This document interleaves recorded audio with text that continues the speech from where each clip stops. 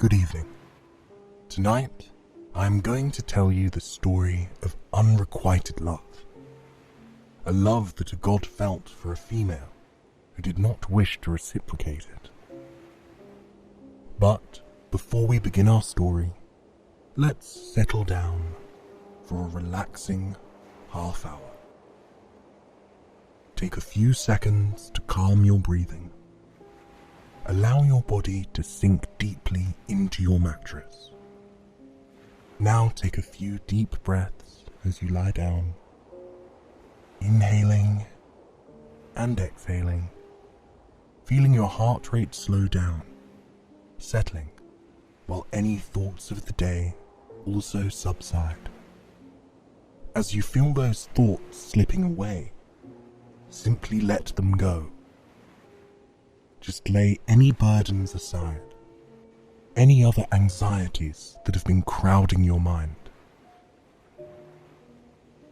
And now, imagine that you are in ancient Greece, a land between the sky and sea, a land where stories hold the key to our past and also to our future.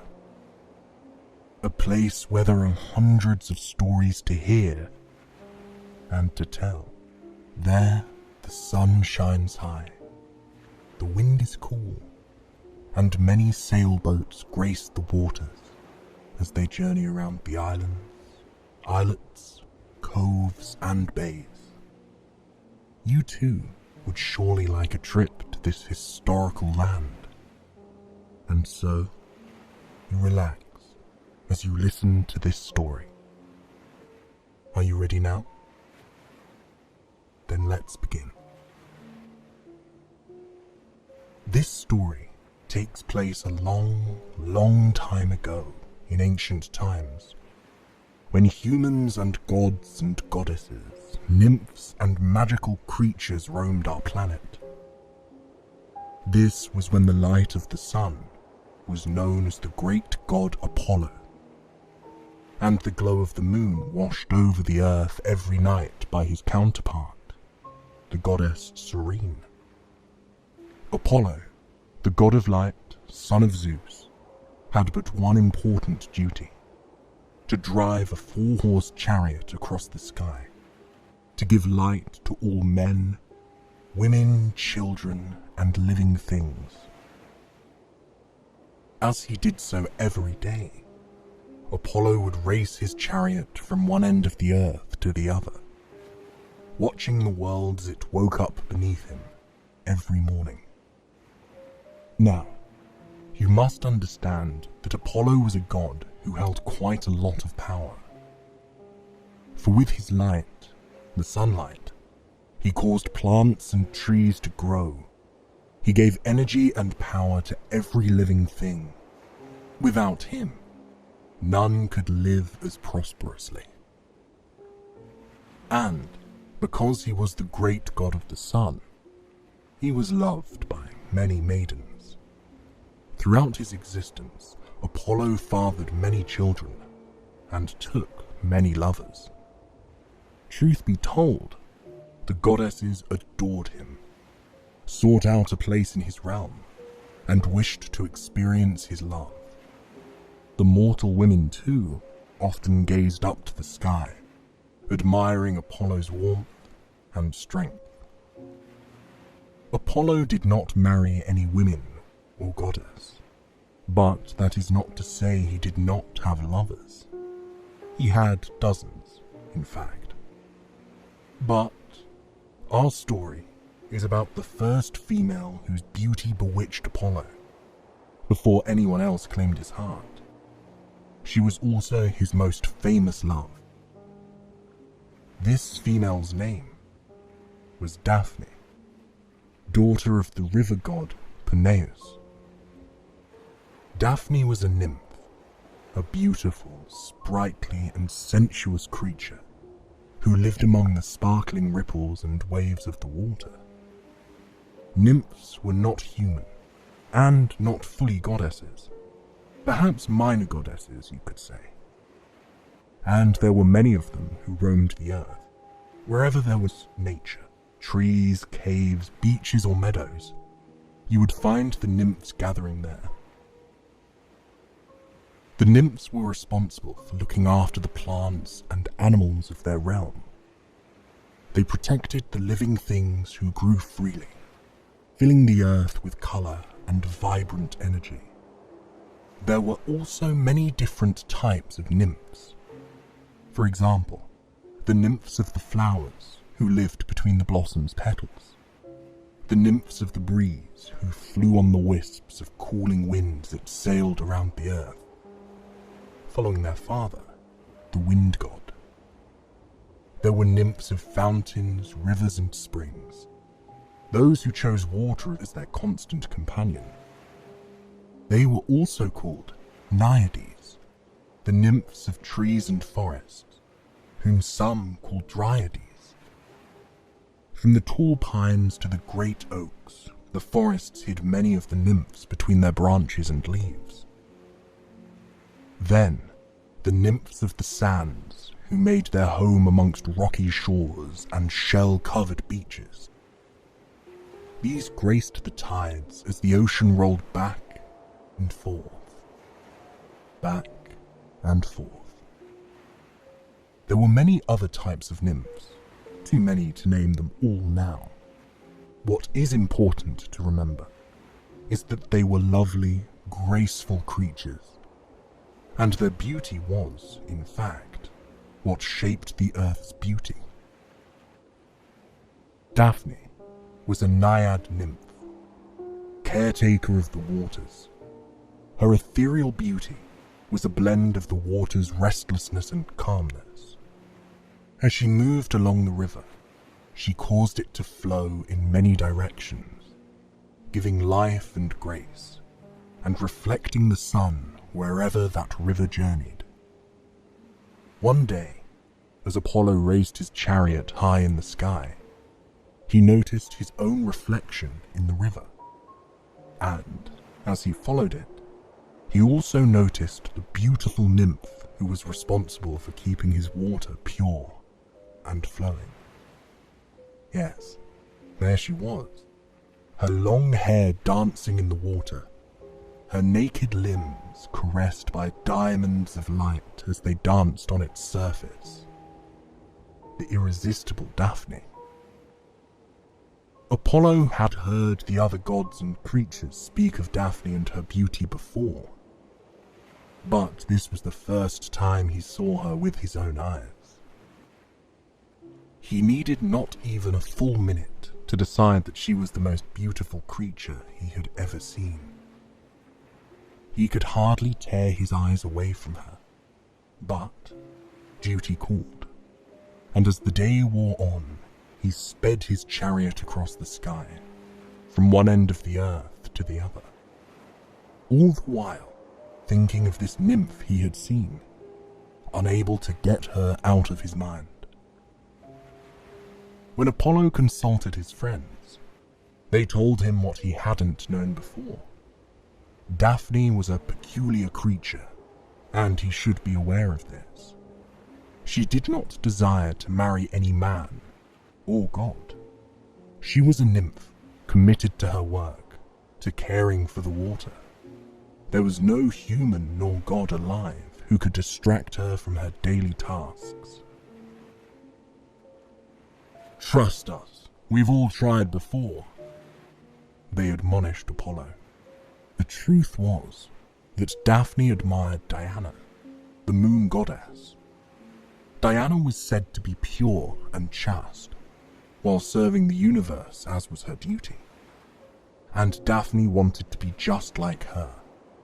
She did not want to marry anyone and become committed to anybody, be he a man or a god. Well, as you can imagine, Apollo did not think this to be much of a challenge. The next day, as his chariot passed over her river, Apollo called out to her. Daphne gazed up at the sun god. Showing off again, she said to herself. She continued swimming, continued ignoring him. And again, Apollo called out to the young nymph. "Daphne, don't you desire to ride with me in my chariot of fire?" he asked, but she paid no attention to him. Apollo tried to get Daphne to look at him day after day, but she could not be convinced. Finally, he decided to look for Eros, the god also known as Cupid. His arrows, when shot into the heart of any creature, would pierce them with love and desire. This was Eros' daily activity, and surely he could help Apollo out here, the sun god thought to himself. However, Apollo could not help but laugh when he found Eros and saw him playing with his bows and arrows as if they were great hunting weapons. Apollo felt proud of his own powers, which could not even stand comparison to Eros' single arrow trick. He swooped on over to the god of desire and gave a little laugh. "Why do you play with weapons of war? They are probably better off in the hands of someone who knows how to wield real weapons," taunted Apollo. "Hand them over, and maybe you should play with kindle flames instead." Eros was not amused. Apollo thought quite mightily of himself, and he was indeed powerful. But that was no reason to make fun of the other gods or their duties. "Strike everything else you want with your great arrows, Apollo," he called back, "and leave mine alone, lest they strike your heart." Apollo laughed, and was about to tell him that he did indeed need one or two of his arrows for Daphne's young heart. However, before the sun god could get any closer, here is what the god of desire, Eros, did. He carefully chose 2 arrows from his full quiver. One was a golden arrow. It was very sharp, and gleamed in the light that shone down from Apollo's being. This one he held carefully, fitted on his bow, pulled back the string until it was tight enough, and then pointed it straight at Apollo's heart. Upon release, the arrow flew through the air and hit its target. The sun god was smitten as he looked down on Daphne.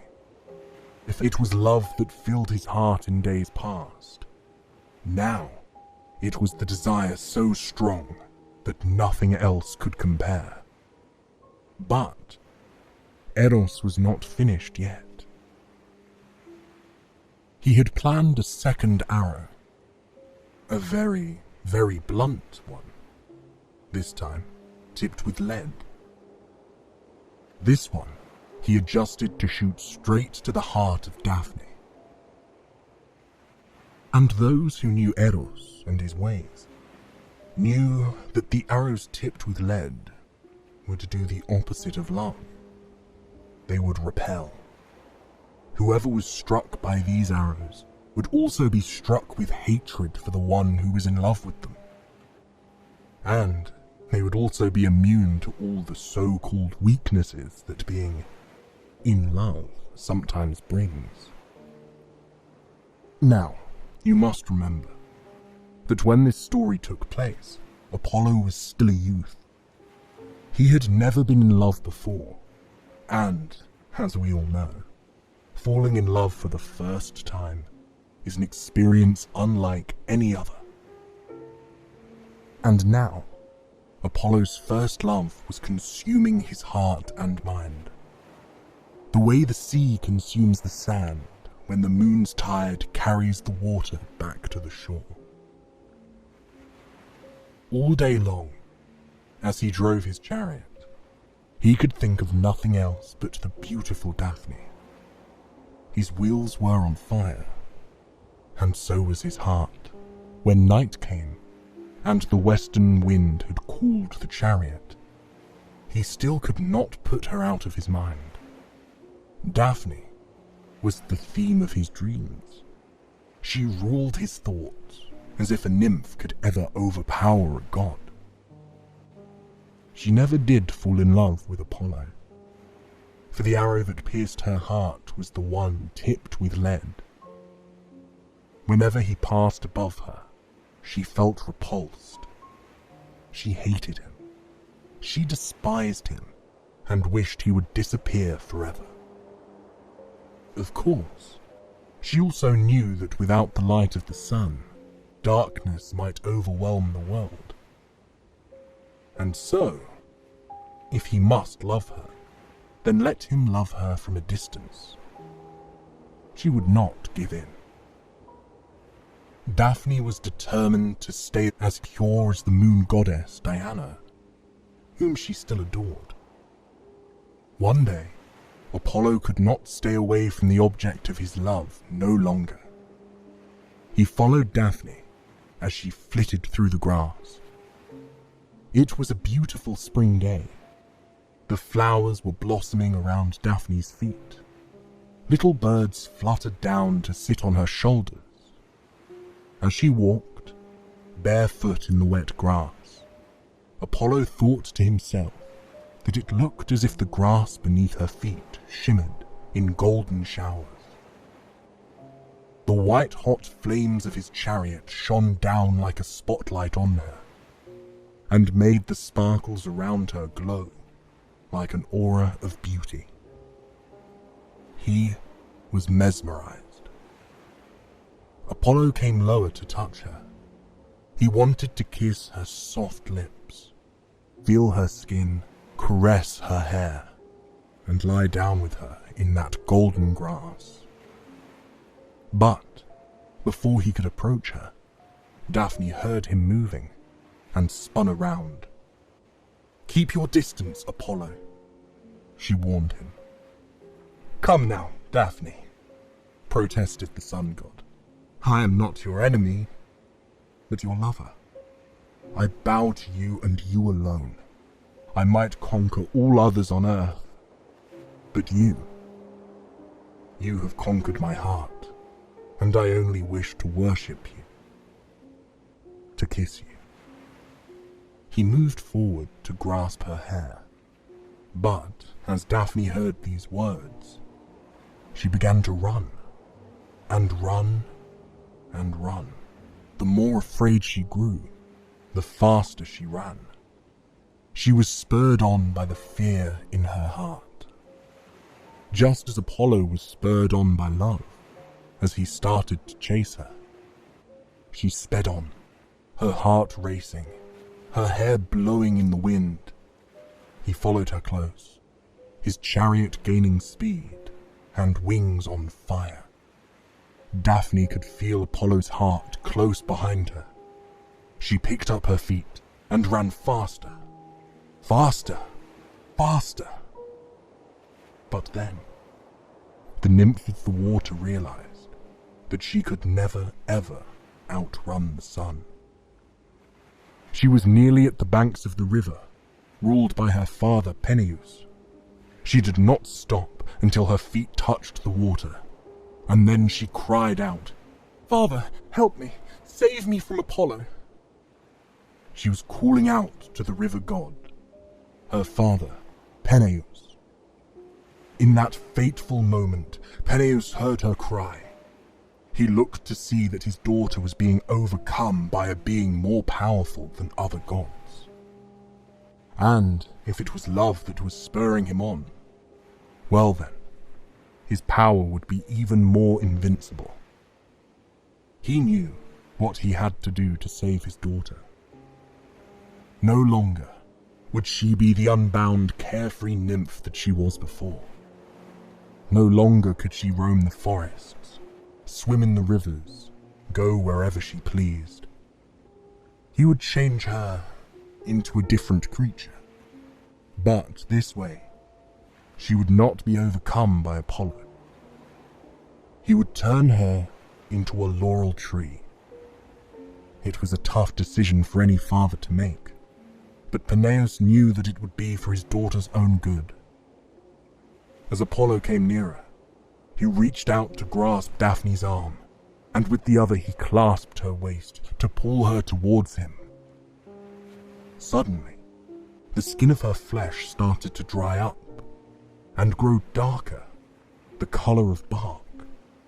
Apollo thought she had stopped and was about to turn to face him, when he saw from her long and nimble legs the roots of a tree grow outward and reach to the earth, digging themselves into the soil.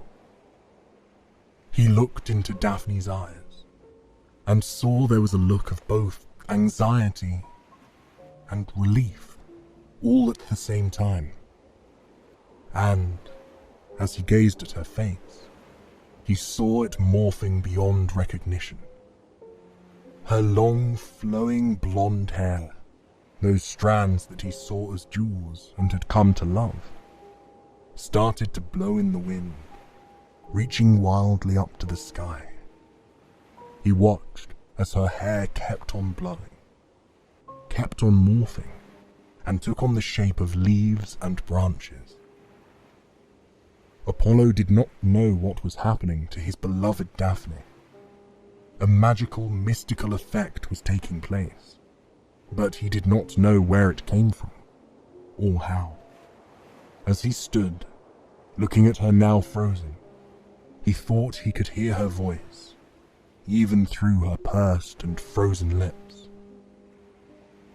"I could never love you, Apollo, not in the way that you love me. I am the child of the earth, and forever here, connected to the earth, I will now stay." Apollo cried out in fear at this voice. He took a step backwards and gazed in astonishment. For now, he saw that the young nymph had completely morphed. She was no longer a girl, but a tree.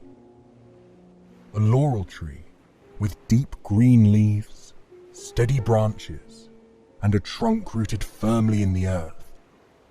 He tried to touch her, but she did not feel as supple as before. Woody branches now stuck out, poking at his fingers. Even so, he moved forward to embrace her. Still he saw beauty in that earthen tree, those deep green leaves. He reached out to pluck a few of the leaves, a few of the branches, and shaped them into a crown he placed on his own head. "Very well, Daphne. Since you cannot be my bride, at least you shall be my tree. You are my laurel one. I shall wear you always in my hair, and think of you all day long for every day to come." Daphne could hear Apollo as he spoke these words, but now a deep calm and peace had filled her heart. For her father had heard her cries, and had given her the chance to keep on living near the earth that she loved so much, and wait for no man, no mortal, and no god, no immortal, to ever touch her in a way she did not desire. In her mind, Daphne was free. She might be forever stuck to the soil. She might not have the freedom to move about as she once did. But this was the kind of freedom she knew how to treasure. This way, no other creature could ever own her. She could finally be like the moon, an object that all men admired, but no one had ever enslaved. She could finally live in the light of her heroine, Diana. Apollo was forced to go on with his day, and his existence, and, oh yes, he did find other maidens to love, even other goddesses. Yet, he never forgot his first love, Daphne. From that day on, Apollo always wore the wreath of the laurel tree in his hair, and, on Mount Olympus, anyone who had completed a mission fit to be honored by the gods was given a laurel crown to grace their heads as well. It was considered a mark of beauty, a crown of glory. And, to this day, men and women all over the world still speak of laurels won. It should also be said that from that day on, all other living creatures thought twice before they ever dared to mock the god of desire, Eros. For everyone learned from the mistake Apollo had made. In the land of ancient Greece, every 4 years, a laurel wreath was given to the winner of the Pythian Games, a competition held to honor the sun god, Apollo. Thank you for joining me for this story on Soothing Pod. I do hope that when you find your true love, it will be reciprocated to you in the way that you wish for. Good night, sweet dreams, and until next time.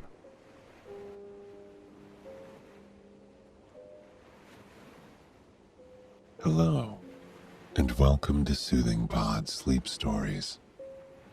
My name is Arif, and tonight I will be your guide as we journey to lush, fog-shrouded mountains to relax and unwind with the Greek myth of star-crossed lovers, Echo and Narcissus.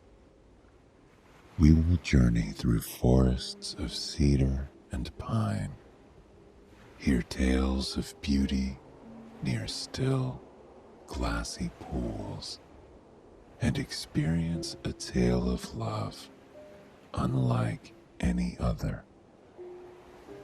Before we begin, however, let us take a moment to relax and find comfort in the space that we are in, here and now. Close your eyes and allow your body to sink into the mattress beneath you.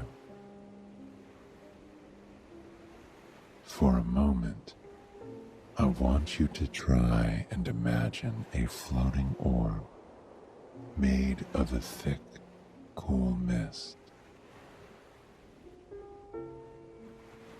Imagine that orb bobbing through the air, slowly and gracefully, until it just barely brushes the crown of your head. Breathe in and out. In and out. As this orb slowly moves down your body, bringing a refreshing, cool chill with it everywhere that it travels. And as it travels, pay attention to how your muscles feel in each and every body part.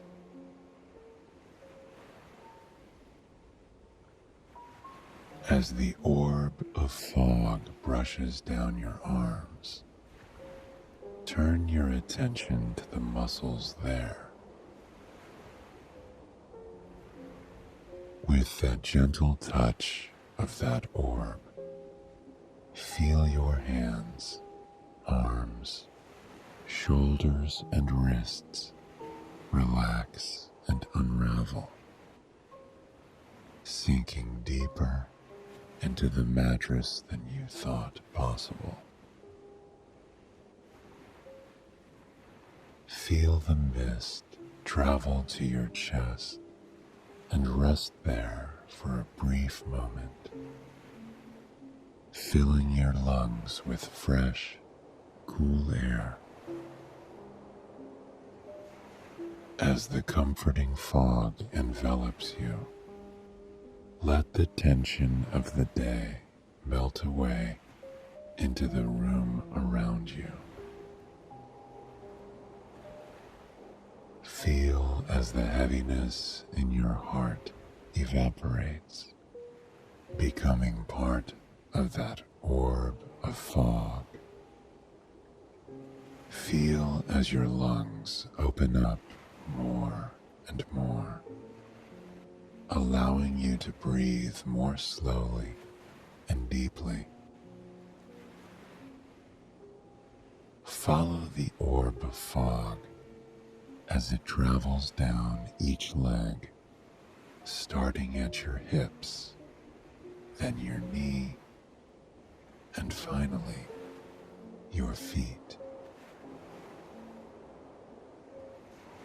Feel as your knees unlock and settle into a comfortable position.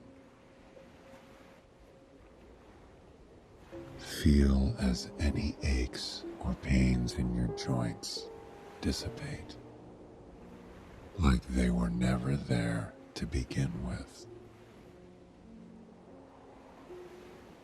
And with this tension melting away, feel your whole body enter a new state of relaxation. The peaceful little orb hovering over your head slowly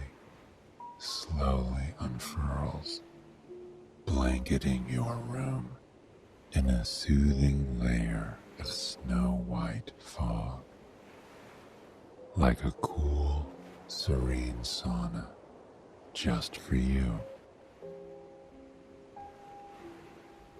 Now that we have taken the time to unwind and find comfort in the space that we are in, here and now, let us begin our story. The mountains deep within the countryside were said to be some of the most beautiful in all the land. They were peaceful mountains, miles and miles from the nearest town. You could not hear the laughter, nor talk of men when you disappeared into its evergreen groves, sat by its still waters, or laid your weary head in its fields, flourishing with wildflowers. It was a place to escape, a place of respite where nothing in the outside world mattered, a place where no one would find you if you simply wanted to go somewhere and be without bringing the expectations of others along for the journey with you. And because these mountains were such a serene place, untouched by the struggles of men, it was a place where those who possessed magic long traveled to. And perhaps one of its most frequent visitors was none other than Zeus himself. As often as he could, he would travel down to the mountains, escaping his obligations as a god and as a husband. He would join the wood nymphs, who always welcomed him with jovial smiles and gifts of gratitude. They would embrace the god the moment he set foot on the mountain, and would introduce him to the peaceful, joyful life that they all lived. They would bring him to the flower-filled meadows, where they would lie in the tall, silky grass, breathing in the sweet aroma of the flowers and reading long, flowing poetry to one another. They would watch as the petals drifted by on the nectar-tinged breeze, dancing as if nature was putting on a show just for the nymphs and Zeus. They would take him to the waterfalls that dotted the high, lush cliff sides in the region. There, they would embrace Zeus as the cold mountain water ran over them, its gossamer filling the surrounding air, giving a home to rainbows that would often shimmer and appear before their very eyes. They would sing songs there, giggling and laughing throughout the whole day. Sometimes they would play games in the forest, zipping and frolicking through the thick leaves with smiles on their faces, trying to hide from one another. But truly, there was only one person they needed to hide from, and that was Hera, the wife of Zeus. She was, rightfully so, a jealous goddess, and soon she caught wind of Zeus's escapades down in the mesmerizing mountains.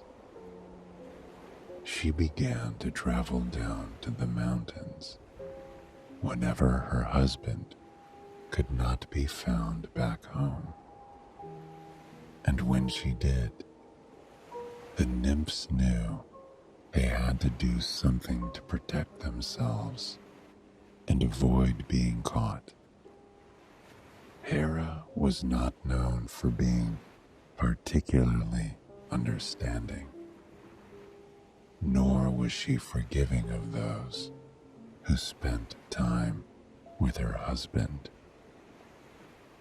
It was a young nymph named Echo who was tasked with protecting the other nymphs from Hera's wrath. Anytime Hera traveled down to the mountains, Echo would step in her path with a smile on her face. Echo was perhaps the most charming out of all the mountain nymphs.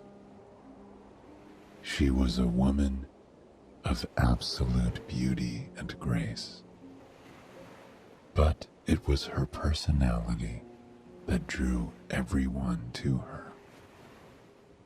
She had a way with words, the ability to draw people in and make them feel special about themselves, a way to invite them to experience life with her in an entirely special way. And so, people loved Echo, and for quite some time, Hera was no different. Every time Echo stepped in her path, Hera was enthralled with her. Echo would chat for hours about everything and nothing, her melodic voice soothing Hera, and her charming stories causing her to laugh, cry, and be truly vulnerable. And Echo genuinely enjoyed her time talking with Hera. Though it began as a ruse, she came to look forward to the goddess's visits down to the mountains. But soon, Hera caught on to Echo's task at hand. When they rounded a corner into a vibrant glade one fine day, Hera caught sight of the nymphs running away, trying to escape being seen with her husband, who was lying in the cool grass with a smile on his face. Hera was devastated, not only by her husband's betrayal, but by what she perceived as Echo's betrayal. She turned to Echo with anger and bitterness and power spiraling in her beautiful green eyes. She raised her hands over the nymph and, with magically charged words, she told Echo, "Your tongue has made a fool of me. Henceforth, your words will be more brief. You will always have the last word, but never the first." With that, Hera disappeared, taking her husband with her. Echo felt something shift inside her chest, like a piece snapping out of place and forever getting lost. "Are you all right, Echo?" one of the gentle wood nymphs asked, finally summoning up the courage to emerge from the woods. "Echo," Echo responded. She blinked in surprise, placing a soft finger to her chest, wondering how words she hadn't intended to say had sprung from her lips. "Echo, what is the matter?" another wood nymph asked. She laid a hand on Echo's cheek, looking into her eyes with sincerity and concern. "The matter," Echo replied. The wood nymphs all came around her, wanting to aid their friend. It was then that they realized what Hera's curse had meant. Echo would never be able to say anything except for the final words that came from another's lips. There was a period of mourning then. The other wood nymphs longed for Echo's tales and stories. They missed her beautiful singing and the charming way she spoke of the beautiful world around them. On occasion, the nymphs would gather by the very waterfalls that they had once bathed with Zeus, and there they would sing, softly and slowly, taking it word by word, so that Echo could sing along with them. They would do this for hours, simply to have the opportunity to hear her beautiful voice echo off the canyon walls and dance between the trees once more.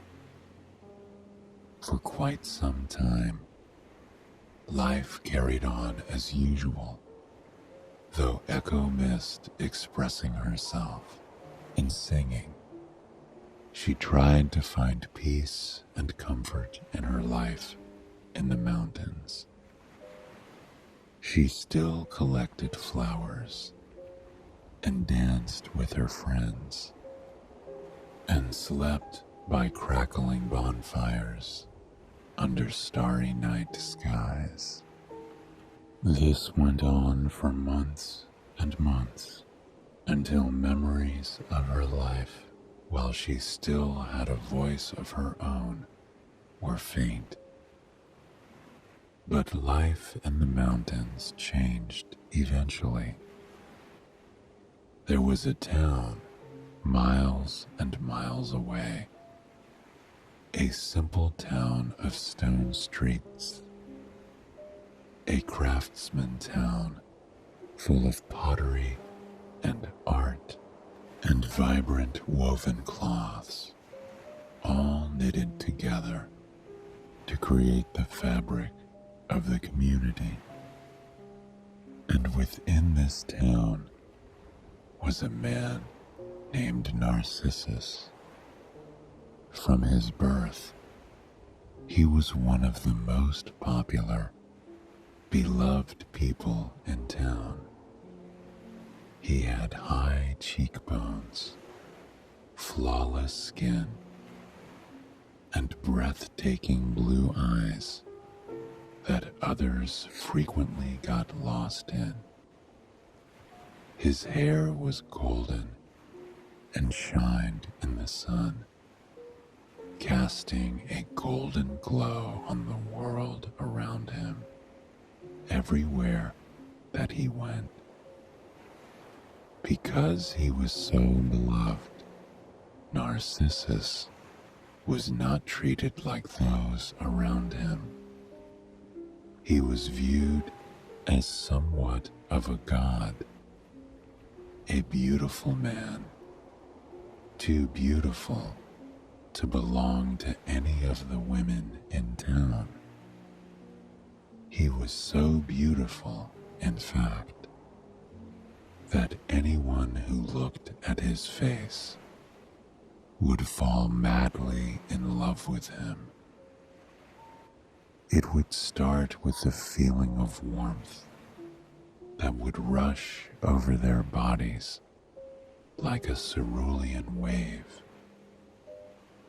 The rest of the world would fade away as they gazed upon his face.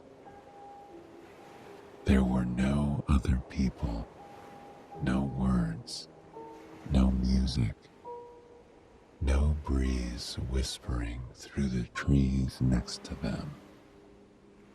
All that existed was him, the beautiful boy with the golden hair.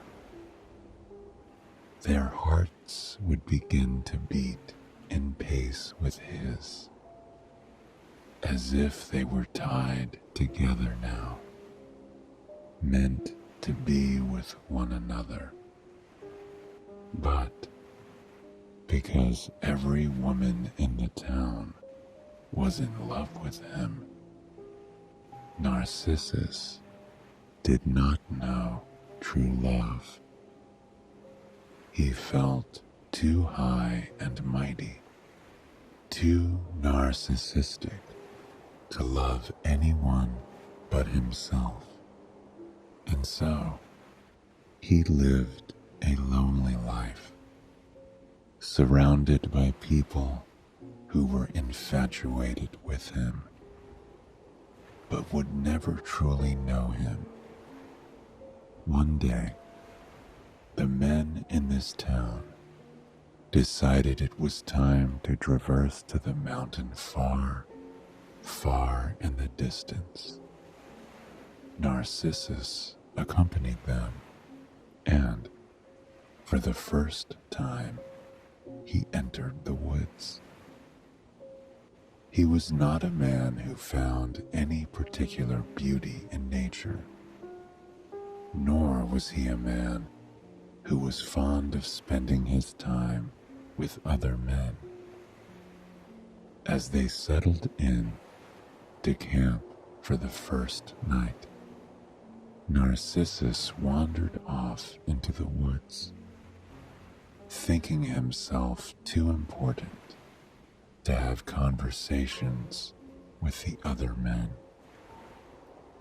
He walked along a simple, winding dirt path littered with leaves of amber, green, and fiery red. It was peaceful here. The birds chirped overhead, even louder as he passed, as though they, too, could see his beauty. It wasn't long before Narcissus realized that he was lost. The path had disappeared from beneath his feet long ago, and he was in the center of the lush forest with nowhere to go. Little did he know, he wasn't alone. In a grove of trees nearby, Echo caught sight of him. It was the first time the forest had ever had visitors aside from Zeus and Hera, and she found herself wondering what this could mean for her future and the future of the mountain. She brushed leaves aside as she made her way toward the man. She could only see him from behind, but what she saw made her heart stop. He had a muscular build with soft, woven clothes that clung to his skin. Sunlight filtered through the trees and lay across his strong back, casting patterns that moved as he did. Unable to speak to him, she followed behind him for quite some time, simply watching in peaceful silence.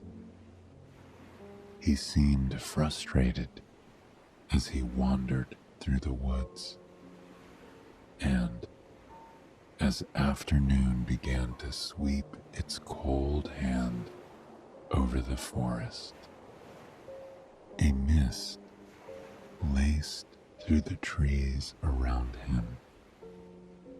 He looked almost like a painting, a man alone in the woods, standing in a grove of trees and surrounded by a thick blanket of fog. For a moment, Echo sat next to a tree and simply breathed him in, observing him like the piece of art that he was. And it was then that he turned toward her. She was obscured by a lush juniper bush sprouting from the ground before her, but peering through the fragrant branches, she could see him. As his eyes swept in her direction, and as she took in his face for the very first time, life as she knew it changed. He was, without a doubt, the most beautiful thing she had ever seen in her entire life. At once, a warmth of affection and love washed over her. Her mind was enveloped with thoughts of what could be. In that single moment, she could see it all laid out before her. She could see her life with him, the two of them, waking up in a cabin in these beautiful mountains together, cooking breakfast over a crackling fire as the morning sun painted the mountaintops blue and pink and gold. She could see them eating their breakfast wrapped in one another's arms as the birds began to rise from their nests, shaking off their slumber and singing their words to awaken the rest of the world. She could see them wandering through the woods together every day, stopping by gentle streams to bathe together in the cool mountain water, standing beneath waterfalls and laughing as they held one another under the slowly cascading water. She could see them lying in fields of wildflowers, his strong hands weaving a crown of flowers just for her head. She could see them curling up in bed at night, their fingers intertwined as they watched the stars sweep across the night sky. They would listen to the sounds of the forest falling asleep, the crickets chirping into the night air, the wind whistling through the leaves just a bit louder, the jackals and foxes howling in the far distance, singing a song of their own to the crystal clear night air. And as she saw all of these scenarios in her head, she fell more and more in love with each fantastical moment. She shook this dreamy facade from her head, returning to the reality at hand. Narcissus was walking away from her now, continuing his journey through the forest. She felt a tug at her heart, as though the universe was telling her she needed to be with him. Blindly, with only him in her view, she followed him deeper and deeper into the woods. With every quiet step she took over the beautiful forest floor, she fell more and more in love. She felt as though she knew him, as if she knew the story of the spring in his step, knew the reason why he always kept his right hand clasped at his waist, knew the reason he paused to brush his hair back and smiled ever so slightly every time he did so. This continued for several hours. Narcissus was lost, and yet he had utter confidence that this challenge was not too much for him. He felt that he could find his way back home with ease. After all, he was Narcissus. And as those hours dragged on and on, Echo followed. But the more time passed, the more careless she became of concealing herself in the trees. The love she had for this man was so overwhelming that it seemed her body had no room for anything else. Finally, Narcissus stopped for the night. He had an inkling that there was someone in the woods with him, but he did not fear. He settled down at the base of a beautiful willow tree, making his home for the night under its flowing tendrils. Echo settled nearby, nesting in the branches of a gnarled lilac bush with heavy flowers that peppered the grass at her feet. She could see him from there in her fragrant hideaway. She watched as he lit a fire for the night. As the sparks emerged into the dark night air, she felt as though the breath had been sucked from her lungs. The warm glow of the fire illuminated his face, making him look even more beautiful. He was ethereal, like an angel the gods had placed upon the earth just for her. It was almost unbearable how perfect he was. Echo longed to kiss his plush lips, to hold him close, to run her hands through his golden mane and whisper poetry into his ear. Had she not been cursed, she would have approached him hours ago, but the fear of her curse driving him off was sowed deep within her, just as Hera had hoped all those months ago. That night, as Narcissus slept, Echo crept a little closer to him, desperate to get more of a look at this angelic man.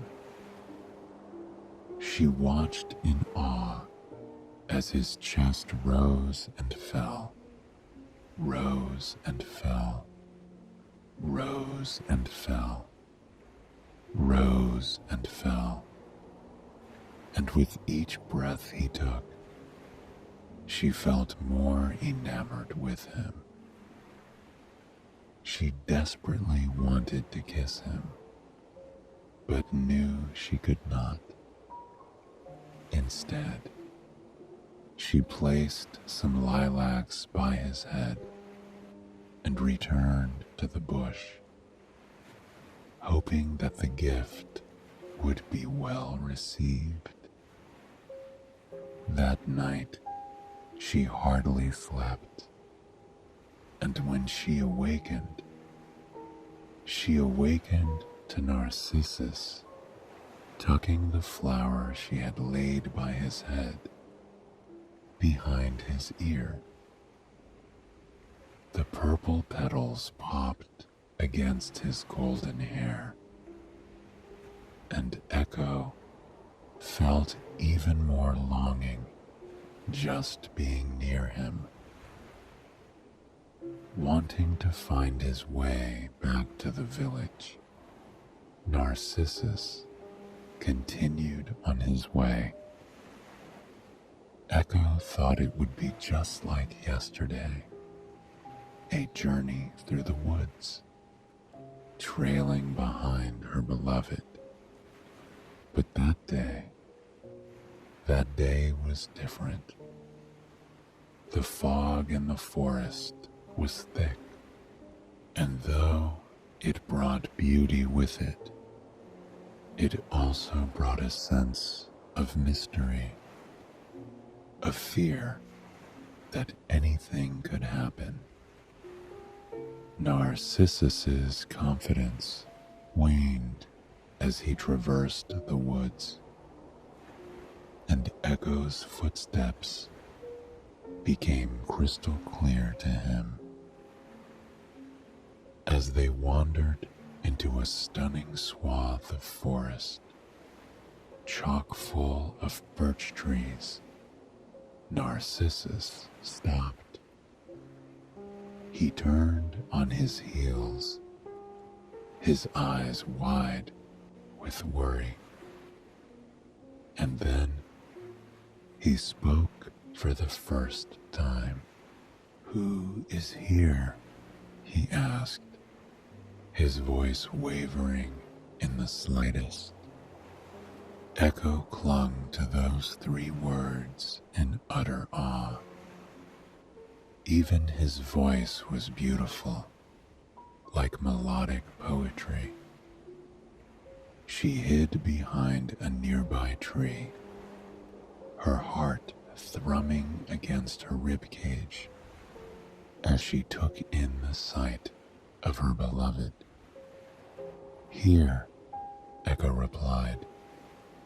Her words were bright and airy, fueled by the overwhelming love and affection she had for Narcissus. Narcissus looked around in confusion, but there was a spark in his eyes.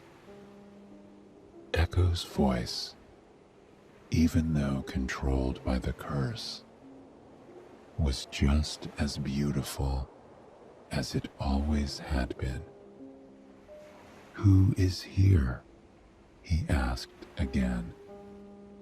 His words were stronger this time, tinged with more curiosity than fear or concern. "Here," Echo chimed again. She wrapped her hands around the bark of the birch tree before her, wishing that it was Narcissus she could hold instead. "Who are you?" Narcissus called out. "Come to me." He began to tiptoe around the woods, looking in bushes and behind trees in search of the mysterious source of the voice. Echo tiptoed around him, keeping herself hidden the way that only wood nymphs can. "Come to me," she sang. Narcissus grew frustrated with this game. He settled into the center of the forest, his arms crossed over his chest as he glanced around, eyes narrowed. He thought perhaps it was the forest playing a trick on him. He had read stories of creatures in the woods tricking people. So, eager to get to the bottom of it, he called out once more. "Who are you? Let us meet." The last 3 words set Echo's heart ablaze. Her love, the man she had been following for a day now. He wanted to meet her. He wanted that future with her. The cabin in the woods, breakfast over a fire as they watched the sunrise paint the landscape around them. Lazy days beneath waterfalls, laughing and singing in one another's company, sleeping beside one another every night. Echo couldn't endure living in the fantasy on her own anymore. She burst out from her hiding place, her arms outstretched, ready to embrace the love of her life. "Let us meet," she cried, smiling from ear to ear. She was overjoyed that he finally wanted to meet her. She had never felt so happy in her life. But Narcissus was shocked to see the nymph. As her arms wrapped around him, he pushed her away in shock. At home, no one dared to touch him. Angered and horrified, he snapped at her. "Take off your hands. You shall not fold your arms around me. Better death than such a one should ever caress me." Echo stood in the forest before him, crestfallen. "Caress me," she replied against her will. Distraught at his rejection, Echo disappeared into the forest, leaving a trail of tears in her wake. She found her way to a cave high in the mountains, a lonely place where she could drown in her sorrows over her lost love and reflect on what her life had become. Had Narcissus not been a cruel man, he might have learned to love Echo. And had Echo not been cursed, she might have shown Narcissus how to love another. But fate was often unkind to the Greek gods and goddesses and nymphs that came before us.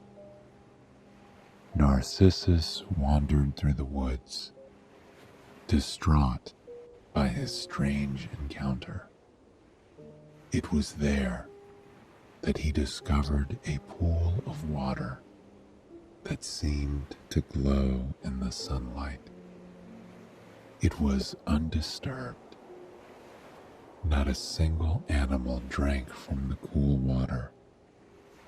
Not a single leaf had fallen upon its glassy surface. Narcissus lowered himself down to take a sip of the water. And as he did, he saw the most beautiful sight before him. It was a man with high cheekbones and brilliant blue eyes. A man of beauty and grace. A man that looked as though he had been carved from marble for the gods themselves to enjoy. And it was at that moment that Narcissus fell deeply, madly in love. He was spellbound by this man in the water. This man he had never seen before. He leaned down, trying to kiss the man, only to realize that it was his own reflection. But love is strong, and love for oneself can be one of the strongest loves on earth.